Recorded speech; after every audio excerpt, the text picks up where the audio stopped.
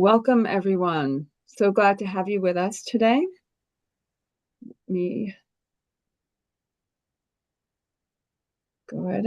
There you all are. Great. Wonderful. I'm Amy Antonucci. I am a board member for New Hampshire Peace Action Education Fund, and I'm really happy to welcome you to tonight's program, our Peace and Justice Conversation series online for December 15th, 2025. Our topic tonight is Courage in Kurdistan, Nonviolence in a War Zone with David Blair. For over 40 years, New Hampshire Peace Action has been educating, mobilizing, and organizing to build a more peaceful and just future for all. In that spirit of respect, we do like to start by acknowledging that we do our work in New Hampshire on the traditional ancestral homelands of the Abenaki, Wabanaki, and Pennacook peoples, past and present. Quick reminder on our Zoom guidelines. We love when you have your video on. We understand if you don't want it to be because we are recording, but we do love to see your faces and remember that we are actually here together. That said, we will have your audio muted and the chat open for questions. Later on, we will have plenty of time for more direct Q&A. And at that point, we'll allow hand raising and calling on folks for that facilitated part of it.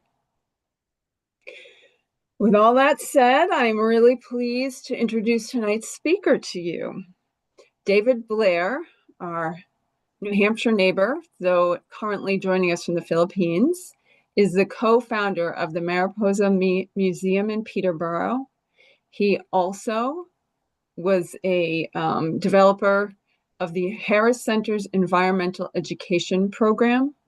From 1994 to 2002, he directed the English as a Second Language program for the Conval School District. And since 2020, he has worked with Project Home, which brings asylum seekers into homes in the Monadnock region of New Hampshire. David has joined a number of community peacemaker teams.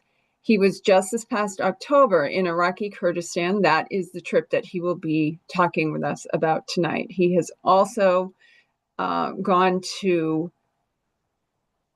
cross-border, well, he maybe will tell us a little more. He's also been down the southern border of this country. So we'll see what else he might be able to tell us about in the Q&A, but he will again start with his trip to Iraqi Kurdistan this fall. So I'm going to turn it over to him. Hopefully tech will be working well. As I said, he's joining us from pretty far across the world, but let's welcome him and thank him for being here. Thank you, David. Welcome. Thank you, Amy. And good evening to everybody. Lena, my wife, and I traveled to Iraqi Kurdistan in October to join an 11-day delegation from Community Peacemaker Teams. CPT has on-the-ground teams in Iraq, in the West Bank, in the Aegean, on Turtle Island in Canada, and on the Mexico-US border. And Amy, I am going to do something a little weird. I'm going to stop sharing just for a moment because I need to back there. That's what I needed to do. So I'm going to be showing some landscapes of Iraq as we travel along. CPT's mission is to build partnerships to transform violence and oppression. We went to the border in 2024 with Weldon Nicely, a Mennonite pastor who spoke to this New Hampshire Peace Action audience earlier this year. Weldon co-led this most recent delegation, and we joined him and 9 others in October. One of us from Spain, one from Iraqi Kurdistan, and the rest from 6 states in the US. We ranged in age from 22 to 80. Amy, something funny is happening that sometimes my slides advance and sometimes they do not. And I don't know what that's about. Let's see. Pardon me all. I am stuck. So Unable. usually what probably will work is to unshare and reshare. If you want, Yep, I can be that's the one doing the sharing and we can see if that works better. Would you? let's see. Ordinarily they advance. Okay, here we are. So we'll see. Uh, we're not sharing screen anymore. Okay, thank you. Sure. We'll be there. Yeah, it's fine. Screen share. Screen share is incredibly useful, but a little finicky. Yep. Let's try this. So there is our delegation. And what I'm going to need to do now is very quickly go back and share from the start. I will advance quickly to this slide. Okay. Sounds good. So our delegation. Um, Kurdistan is a region. It's an idea. It is not a nation. Iraqi Kurdistan is this northern area of Iraq. Um, this second slide shows where approximately the majority of about 40 million Kurdish speakers live in the world, most of them in the mountainous regions that straddle the borders of Turkey, Iran, Iraq, and Syria. There is a diaspora in the US, mostly in Nashville, that's the center, and also in Europe. Once again, there we are. Okay. The Kurds are mountain people with distinct languages and culture. They have never had their own nation state. This map is one artist's imagination of what Kurdistan would look like if it were united as a nation. The national governments of the four countries where most Kurds live have fiercely resisted movements toward Kurdish autonomy within their own borders, not to mention across borders. If there's one event that we may know from the history of Iraqi Kurdistan, it's probably the gas attacks by Saddam Hussein's regime on March 16, 1988, that left 5,000 Kurdish civilians dead in the city of Halabja. This horrible event was part of a long campaign against the Kurds by Saddam and his predecessors, which included the Anfal, the genocide carried out from 1997 to 87 to 88 during the Iran-Iraq War. In 1991, at the time of the Great Uprising against Saddam, and later during the 2003 American invasion of Iraq, hundreds of thousands of Kurds fled into the mountains on the borders with Iran, Turkey, and Syria. Many died in the mountains from attacks and exposure. This 1991 Great Exodus caught the attention of foreign journalists, particularly in France, and the Kurdish refugee populations in Europe and the US date from these times. Kurds were the frontline fighters against ISIS in Syria and Iraq. In large part thanks to them, the advance of ISIS was stopped at terrible cost to their armies and to cities like Kobane in Syria, destroyed in the fighting of 2014 and 15. Iraqi Kurds now have autonomy under the Kurdistan Regional Government, but they don't have peace. Internal conflicts have erupted into civil war at times, and as we traveled through the countryside, our delegation passed through many checkpoints manned by soldiers from one or the other of the two main Kurdish parties. Fighters from the PKK, the Kurdish resistance movement in Turkey, have taken shelter in the mountains of Iraq, and their presence became the pretext for cross-border attacks by Turkey starting in the 1980s.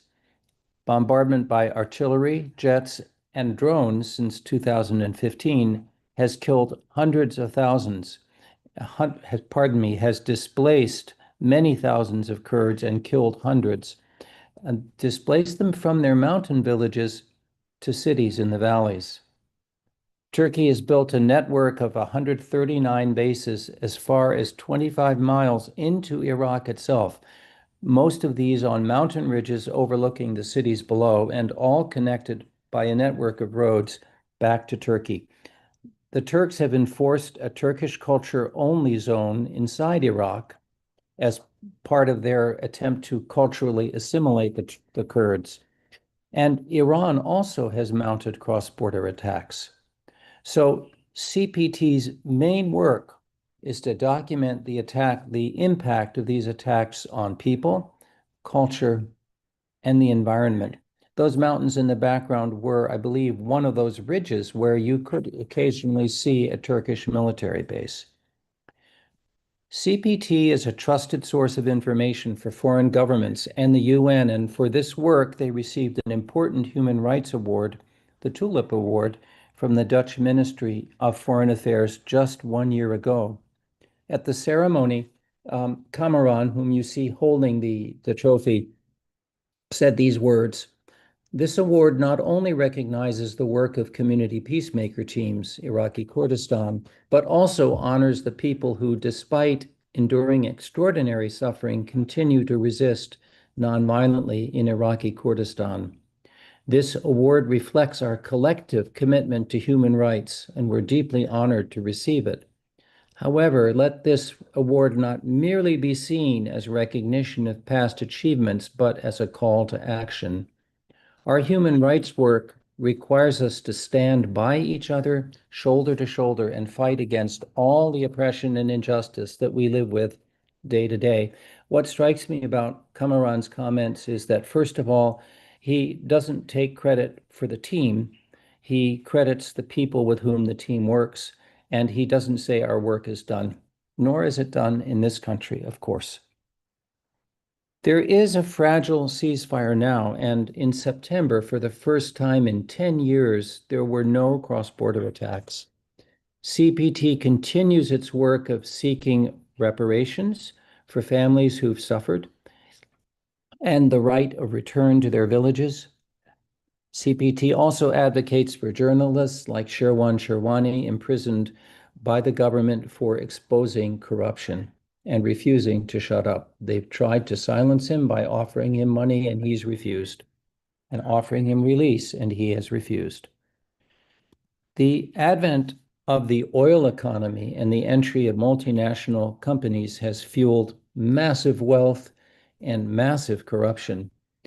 Bandit capitalism has done as much to destroy the traditional self-sufficient village life of the Kurds as these many years of armed conflict. So that's a really brief capsule of a very long and complicated history. What lessons can we learn from CPT's work in Iraqi Kurdistan? I'll mention a few. We can show up and listen, tell our story, stay in place, be creative and courageous, celebrate, and always persist. So the slides I'm going to show illustrate these themes that I pulled out. CPT members like Runak and Kamaran have traveled into the most remote and dangerous mountainous areas. They have spent thousands of hours drinking millions of cups of tea, perhaps, and collecting stories, sharing the risks of bombardment, and over time gaining the trust of villagers who now come forward to share their truth. CPT then amplifies their voices, and with the help of the international community has won some small victories. An important case on reparations is now before an Iraqi court. If we are going to build effective resistance, we must invest in building relationships and trust, and this takes time.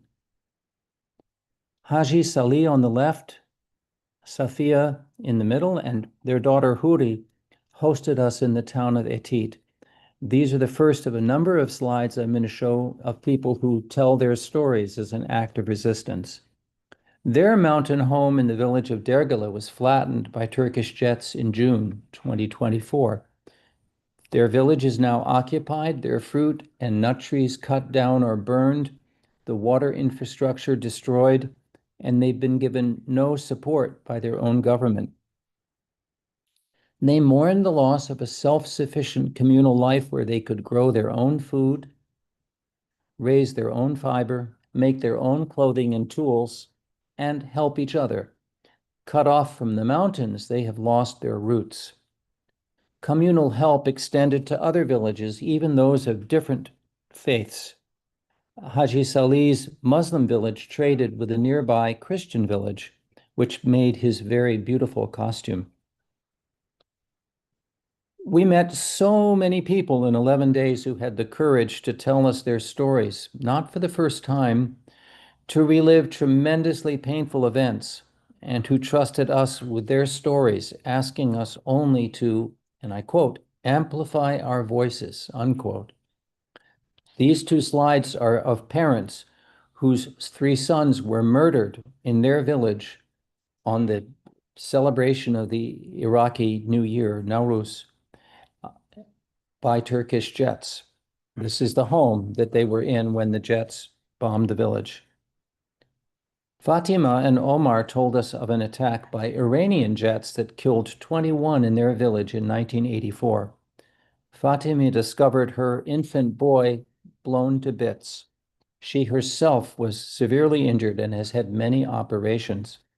Their children, surviving children, have now moved overseas.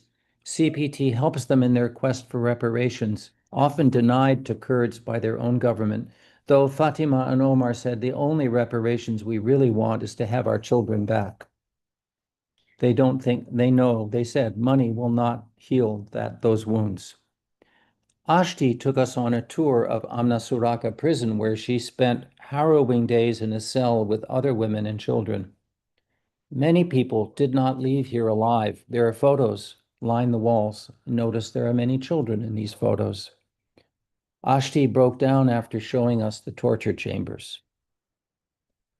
Omed was our guide to the Halabja Memorial. It was only partway through the tour that we learned that this young man, who was discovered still alive in a pickup truck of dead bodies, was Omed himself. We visited Yusuf in his home in Zapo. Yusuf exemplifies for me the stay in place lesson. Under Turkish bombardment, he and his fellow villagers decided to remain in place. Some live there, others take shifts in coming up from the city. They refuse to leave. We shall not be moved. They live that. Bapir is a 7th-generation village leader in a remote village near the Iranian border, a village that settles its arguments traditionally by mediation. PKK resistance fighters had occupied his village, and he met Iraqi troops coming up the road to attack them. So here is the most creative peace move that I heard during the whole trip. He drove his large flock of sheep into the road, blocking the troops. He then suggested that they come unarmed to his village and share a meal with the PKK fighters instead of fighting, and they agreed. Bapir told us that he has hosted 70 peace meetings at his house and killed 140 sheep in the cause of peace. I see Amy smiling a little bit there. Amy will hold peace meetings, but she will not kill her goats. Bapir also told us that the extraordinary hospitality offered by Kurds, which we experienced firsthand, goes beyond offering guests water, tea, and food, which were always given to us in every household. These are precious enough gifts in such an arid and rocky land, but hospitality also confers the host's protection on his guests. What an idea! That those living in our neighborhood also deserve our protection. Ali keeps Kurdish culture alive with a cultural center in Kaladze. The center stands as an example of resistance and of celebration.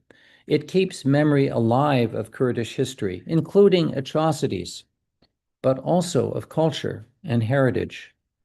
It shares this knowledge, historical and cultural. It promotes programs to promote care of the environment and the rights of women. Its work gives life and hope. Kurds take pride in their culture. Yes, they have stories of terrible suffering, but they also celebrate the beauty of their land and history through music, art, and literature.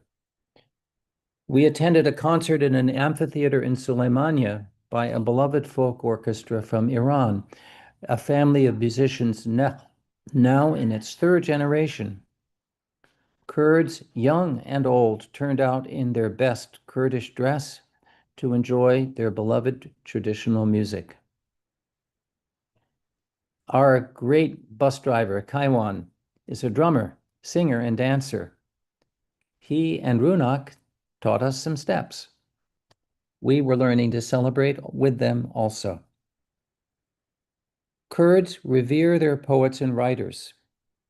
Photos and statues of authors such as Sherko here are common throughout Iraqi Kurdistan, not only in parks, but in restaurants, this one with the walls lined with photos. And it's my guess that most Kurds could name the people whose photos and paintings are seen here. To the final slides here, and the lesson of persistence nowhere more evident than in Lalish. Minority populations like the Yazidi, who suffered so terribly under ISIS, but also over centuries from outside society, persist in following their traditions and in welcoming visitors to their ancient shrine in Lalish. All they ask is that you take off your shoes when you're about to enter. So resistance takes so many forms. We can show up and listen, tell our stories, stay in place, show courage and creativity, celebrate, and always persist. The Kurds, like the Palestinians, ask us to hear their voices and to act in whatever way we can to support them in their struggle for justice and peace. The Kurds persist and they take a long view of the arc of history. Can we learn to do the same? I'm going to close with a quote from Václav Havel, because I've often wondered, do my Kurdish friends, are they hopeful for the future? This is what Havel writes. Hope is definitely not the same thing as optimism. It is not the conviction that something will turn out well, but the certainty that something makes sense, regardless of how it turns out. In this sense, I think my friends in Kurdistan are hopeful. To learn more about CPT in Iraqi Kurdistan, you can visit my blog site. I wrote 21 posts from this trip. The websites of Community Peacemaker Teams, the overall site, and also the one for Iraqi Kurdistan. And I just put this on. This is a zine by Christian, one of our, I didn't even know what a zine was until he did this, but it's like a little graphic story that he's done. And I want to thank all the delegation members for the photos which I've used in this presentation. And thank you.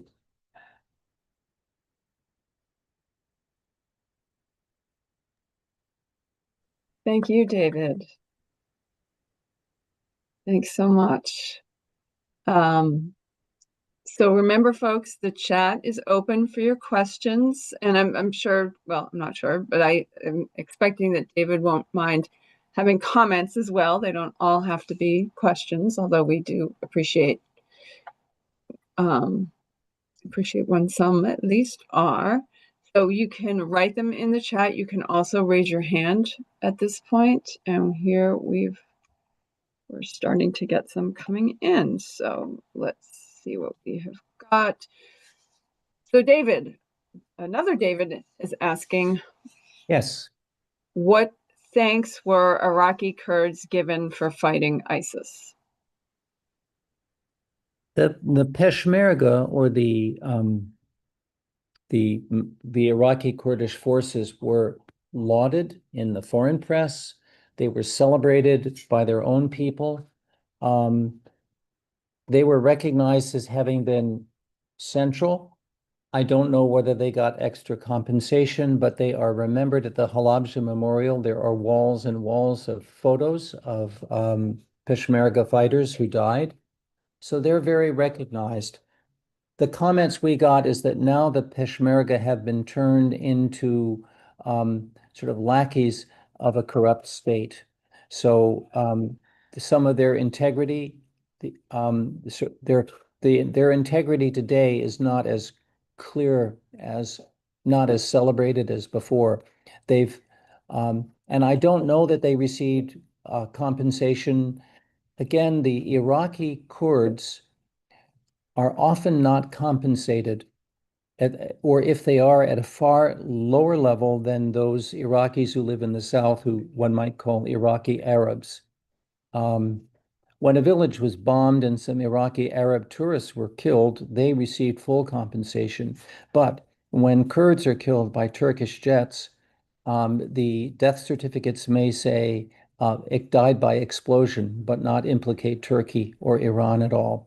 I've wandered somewhat off your question, David, but to say the Peshmerga are celebrated in memory. I don't know whether they were honored at the time with extra pay or any benefits. I simply don't know. Thanks, David. And Moji would like to say something. Moji, I think you'll be able, yeah, there you go. Hi, thank you so much, David.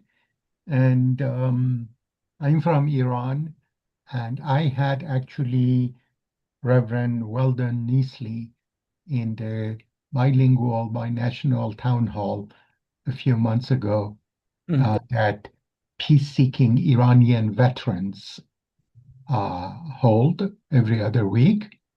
And so I am so thankful as an Iranian Sufi Muslim for what the Christian peacemaker teams or community peacemaker teams are doing, because it's the embodiment of what Christ meant. Love thy enemy or love thy neighbor, in whichever version. And my question has to do with the Israeli manipulation of the Kurdish people over the decades. And every time that Israel says to the Kurds, oh, we understand not having a nation of ourselves. We are with you. So every time I see that kind of cynical manipulation of the suffering of the Kurdish people, I say, not in my name, on behalf of my fellow peace activists called Jewish Voice for Peace. Not in our name should you be manipulating, weaponizing the suffering of an already traumatized from 1920s and the Sykes-Picot agreement between France and Britain. Every time I see Israel as a Zionist, anti-Semitic, in my opinion, entity manipulating the Kurdish people to say, we are your friends, I just cringe from horror. So could you talk about this? Well, Moji, you know more about Israel's role than I. So I can't comment directly on Israel, but the Kurds, you're right to go back to Sykes-Picot and the British and the French colonial exploitation of Iraq. We go further back, and the Kurds were very often attacked by the Ottoman Empire. And there are many who now, one person in particular said relative to the Turkish attacks and not just attacks, but actually, again, building bases 25 miles into Iraq and the Iraqi government not hardly objecting and certainly not trying to push them back, that the Ottoman Empire project is still alive in Turkey. So this area has been subject to so much outside manipulation. In more recent years, Russia and the US, and you mentioned Israel. So outside manipulation is nothing new. The region, some people might say the Kurdish region is just a powder keg. That's been said of the Balkans, as if the fault, so to speak, is with the Kurds. Oh, they're just a warlike people. That's also been said of people in the Balkans. But if it is a powder keg, you can trace the lines of powder back to London, to Paris, to Washington, to Moscow, to Istanbul, Ankara, and that's where the fuses have been lit often in the past. So it's an extremely complicated history, and I trust you all noticed I didn't try to explain it because I'm not an expert on it, and it would take many hours to do that. So that's all I can. Moji, thank you for bringing that forward.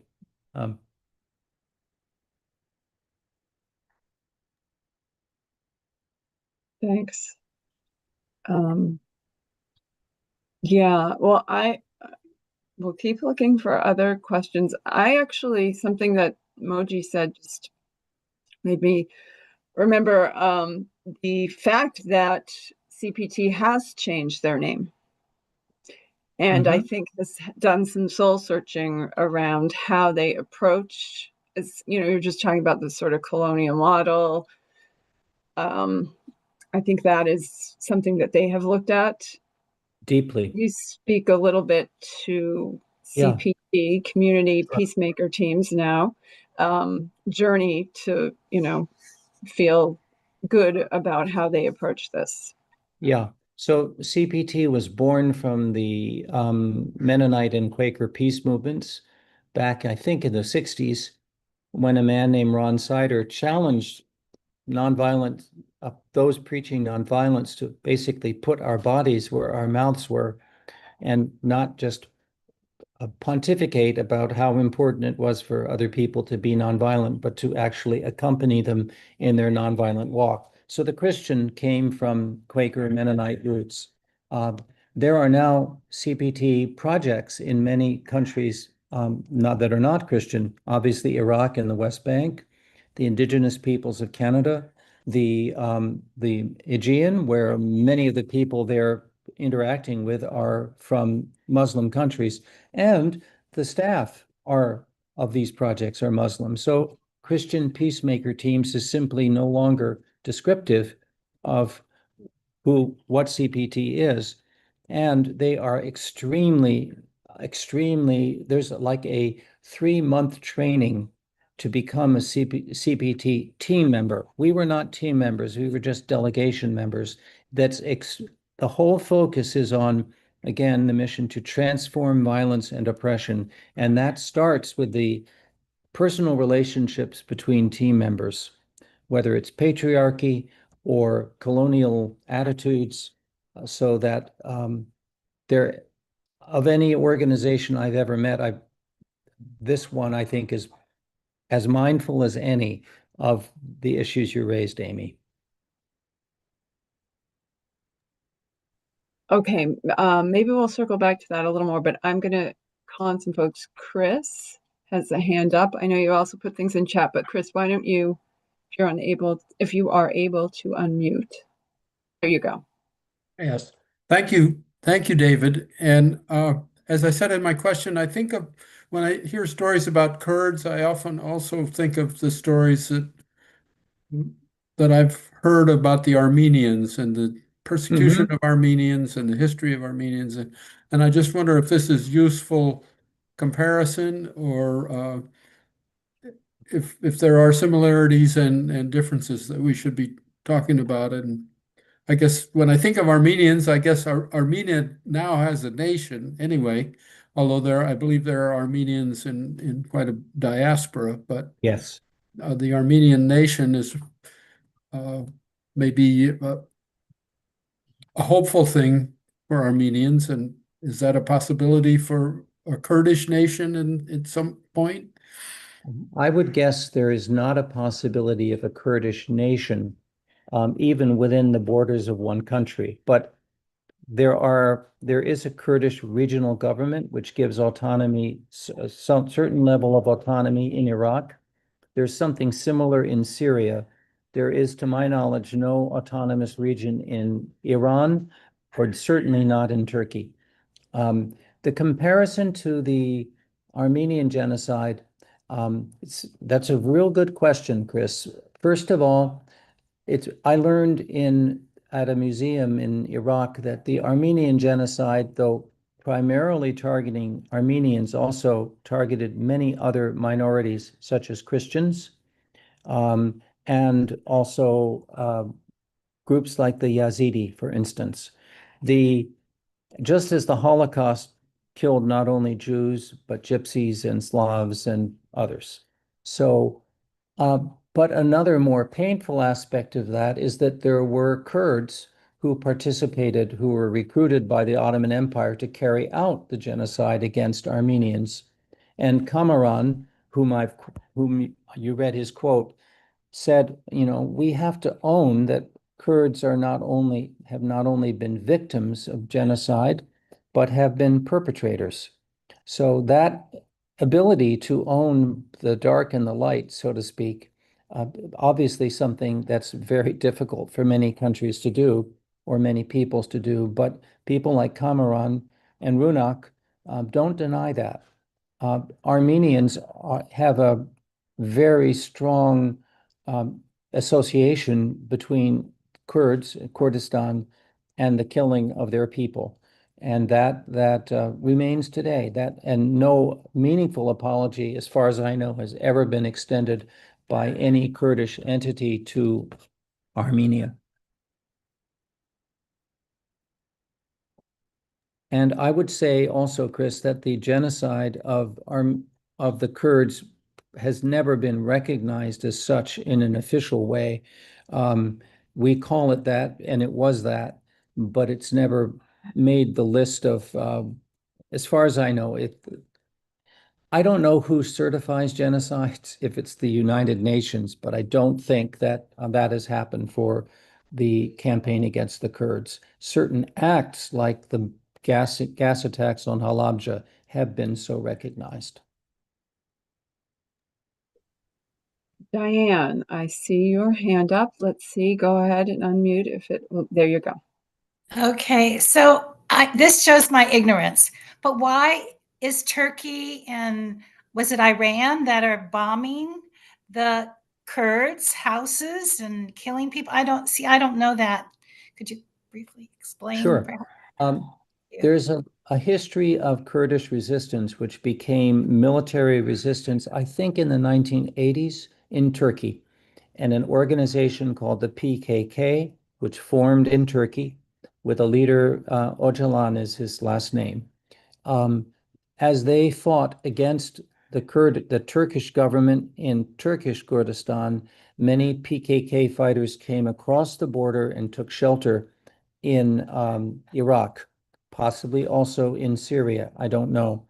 And Turkey has used their presence in Iraq as a pretext for bombing villages that may or may not have had any PKK fighters in them at the time, and then for actually basically invading Iraq, though they haven't called it that, and building their bases there and continuing to attack Kurds.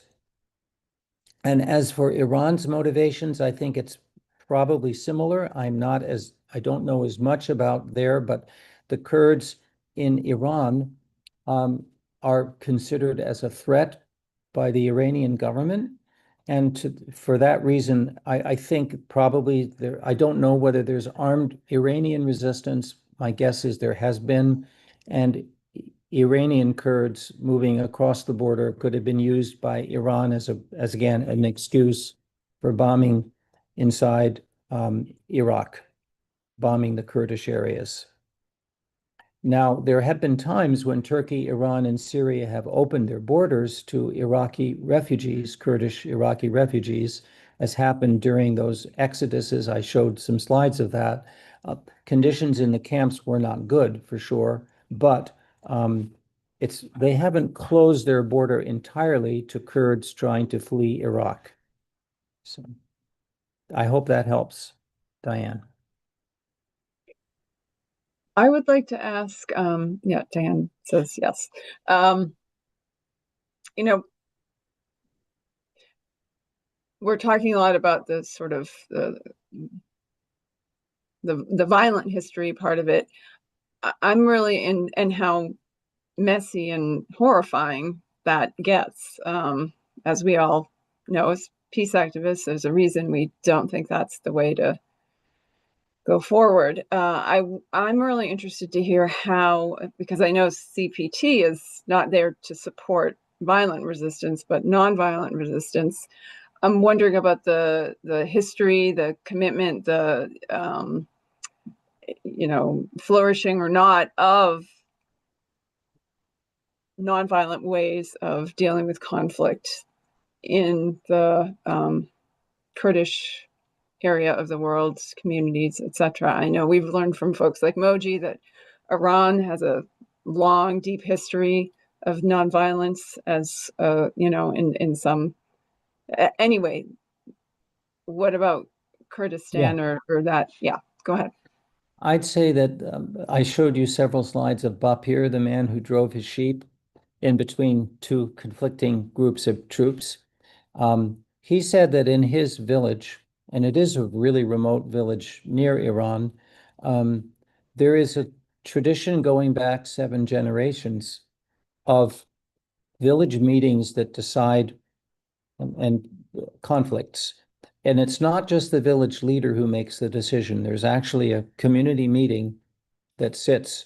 And while the ultimate decision might come from a leader like Bapir, it's in consultation with everyone. So mediation is the word he used. He said he learned this just being in his father's presence, sitting in as a boy at many meetings and maybe at his grandfather's meetings. So there is this communal life, which is quite self-sufficient, required cooperation between villagers and between villages. And this happened in New England 150 years ago, perhaps. If I'm harvesting my fields and I need help, you come over and help me out. And then that's reciprocal. So this mutual aid network was very, very strong in those villages. It still exists, though it's much weaker as the villages are depopulated. It's not only attacks, but also, again, the lure of money and of the influence of corruption, the fact that the Iraqi security forces don't protect people in the villages necessarily anymore. They may, in fact, be complicit in evicting them, so that it's harder to maintain, to sustain that communal life, and yet people do. And the example of that village called Zaho, where people actually decided we are simply not going to leave. Whatever they try to do to us, we are not vacating our village, because once it's vacated, Turkey could take it over, the PKK could move in, and they have just showed incredible strength and courage in staying put. And Yusuf, he lives in the town, but he goes up on shifts to stay in that village so that they never leave it empty. That's sort of the history of resistance that CPT has found out about. I'm not sure whether Runak and Kamaran grew up knowing this, but because they have spent so many thousands of hours talking with people, they've learned this, and wherever they see it, they support it as best they can. And what people seem to want most is for their stories to be known, so that the actual collection of data and of stories which make the reports that led to that prize from the Netherlands, that's CPT's main contribution to this history of resilience and resistance. And there were so many stories that we didn't hear. Had we gone into any villages, we could have heard dozens more. Thanks, David. Moji would like to get in here again. Go ahead. Thank you. I just wanted to add some few words, and I'll make them few in response to Diane's question regarding Iran. Why is the regime in Iran bombs sometimes the Kurds, and the regime in Iran calls itself a Shia theocracy and government of God on earth, as understood by a particular reading of the Shia theology, versus a lot of Kurds are Sunnis. So there is that divide and conquer opportunity by Israel and by the Arab states. All of them were created after the Sykes-Picot agreement between between Britain and France, and they purposefully did not create a independent nation for the Kurds because they were imposing puppet governments in all of these newly created Arab states, and they wanted to keep the Kurds as a potential way of creating internal dissension. So what has happened over the decades is that the Shah's government before the revolution as well as after the revolution, they have used the Kurds as a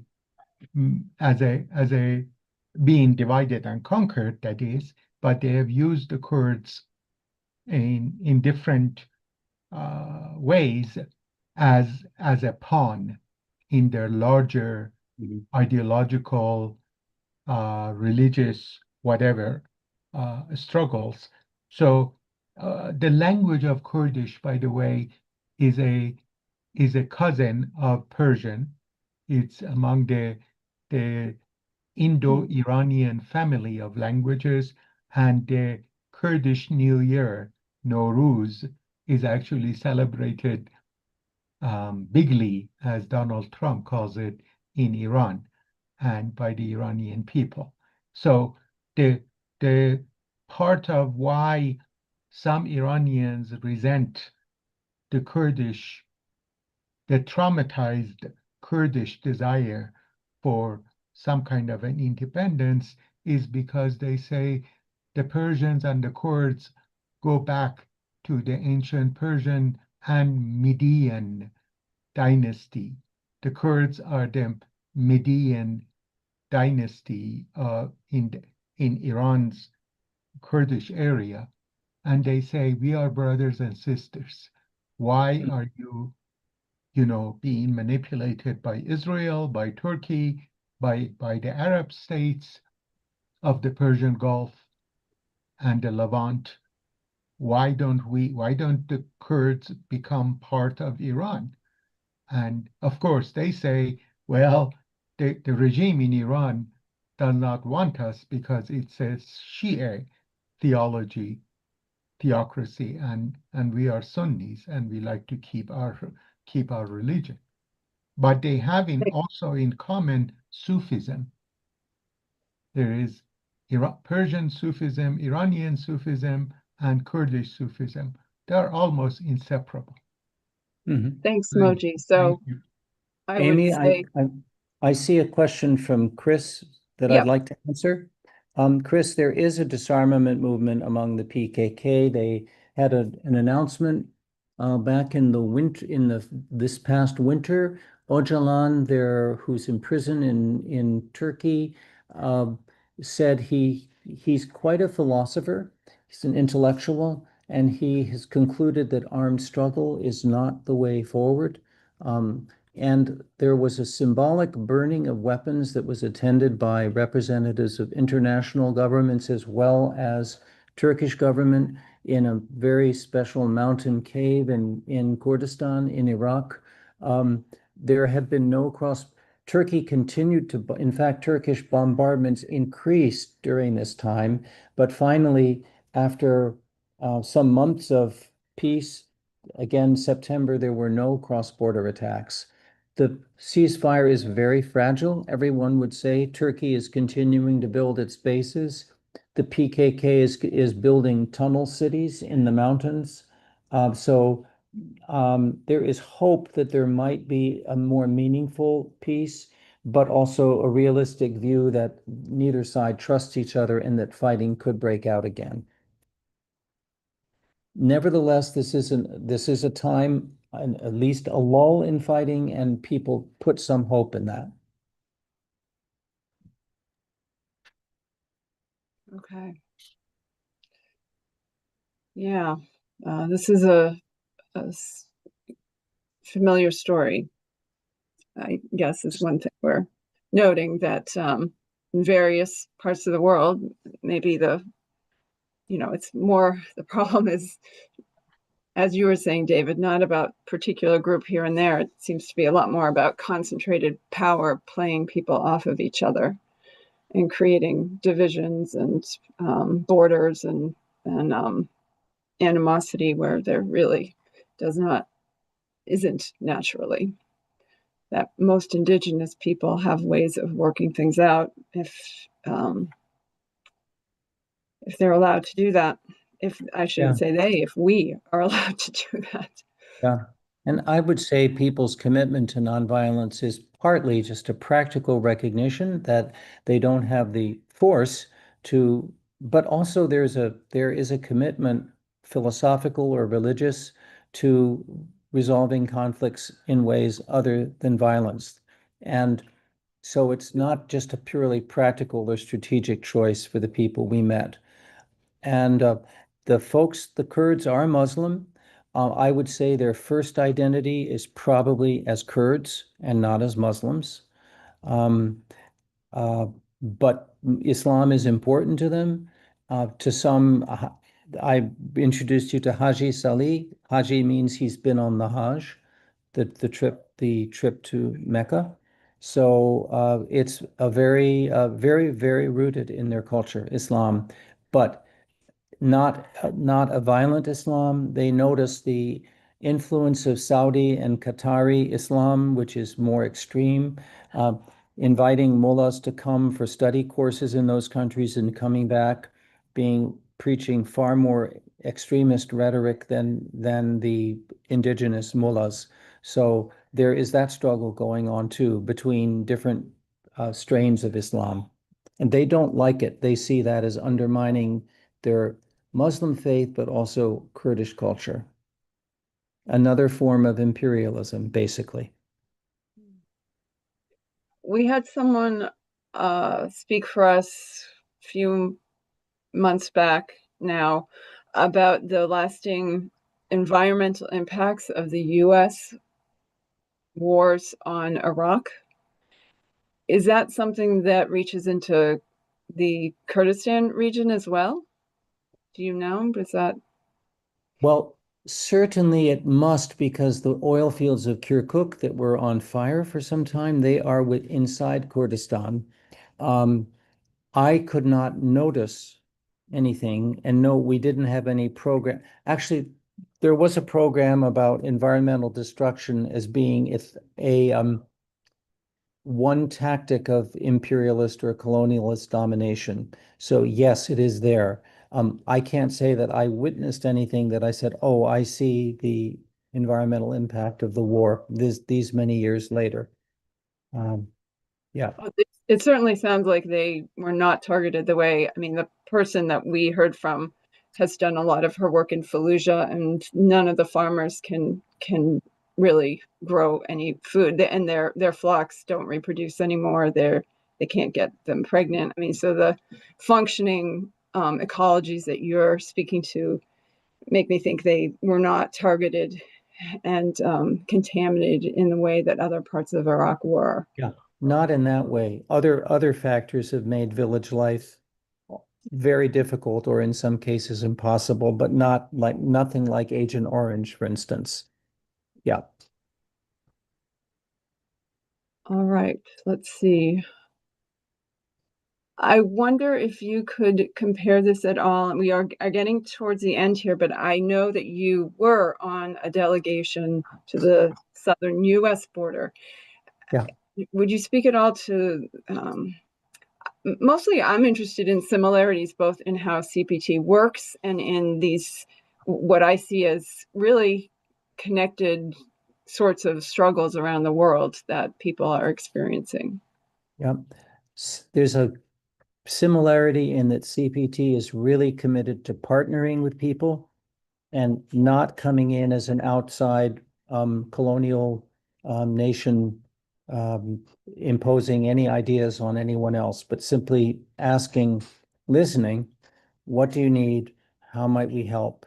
And a particular emphasis on working with women and with groups that have indigenous peoples, so that those groups that don't have power in their own societies are the ones that CPT is likely to partner with. A very strong emphasis on the border on environmental destruction also, with the border fence and what that means for instance, for wildlife movement. So there are partners in both countries around the environmental impact of oppression, and I'd say respectful long-term relationships that are based in trust, and the trust comes from the fact that CPT team members have run the same risks as the people on in the Mexican side or in Kurdistan, been under bombing threats in Iraq, been targeted by cartel members trying to exploit migrants. CPT does, when you go on a trip, you sign a release saying, I realize I may be injured or killed. Nothing remotely like close to that, as far as I know, came to us, but it's an understanding that this work carries risk. And CPT team members, far more than delegation visitors, are living with that risk every day. And any of the Runak and Kamaran could be rich if they had accepted, I'm sure, they didn't say this, but I'm sure that the members of the government would love to have CPT be quiet and go away. And they could be very richly compensated for making that decision, just as the journalist Sherwan Sherwani could have been. But they are people of principle who are sticking with their commitment to this work. And that carries in itself a great risk. It's the connection to CPT International and the Dutch government and some of the embassies or consulates that confers some degree of protection on Kamaran and Runak. Without that, they could easily lose jobs that they have. Runak works in a hospital part-time, and they also could lose their lives.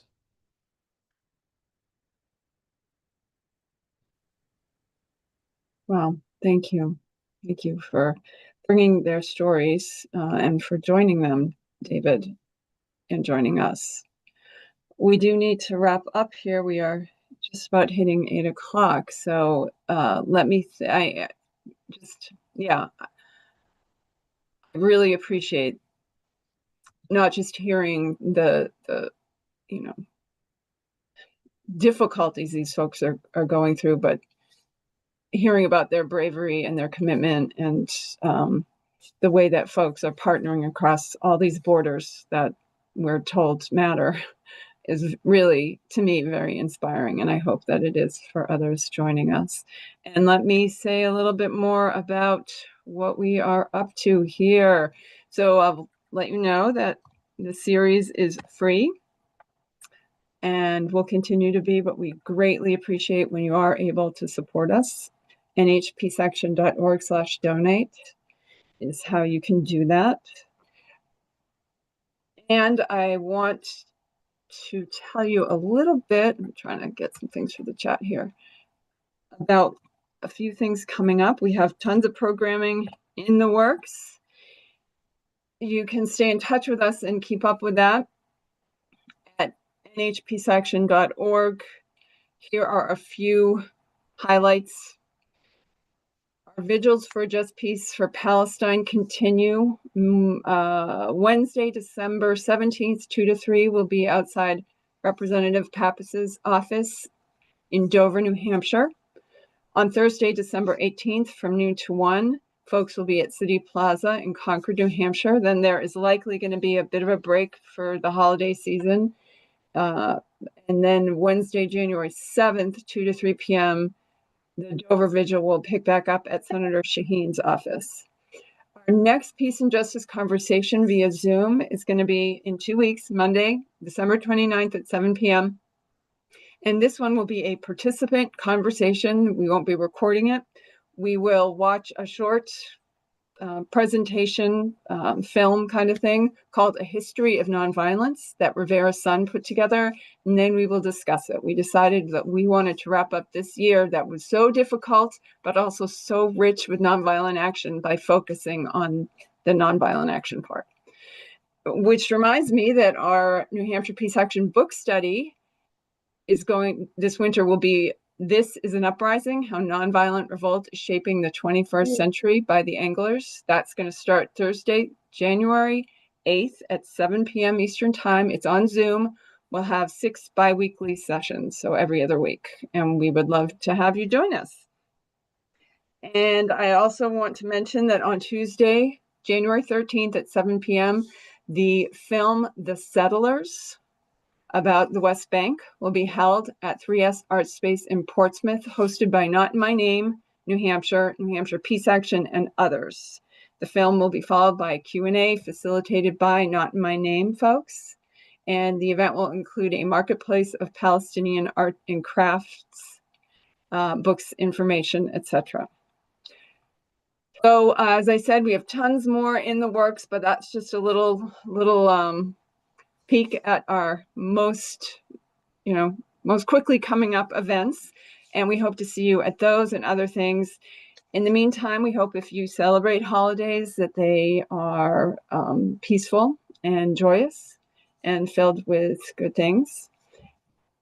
And we look forward to seeing you again soon. Thanks so much to David. Please help us thank him. Nice visible thank you. Again, for joining us from all the way from the Philippines after this other big, fascinating trip. So take care, everyone, and we'll see you again soon.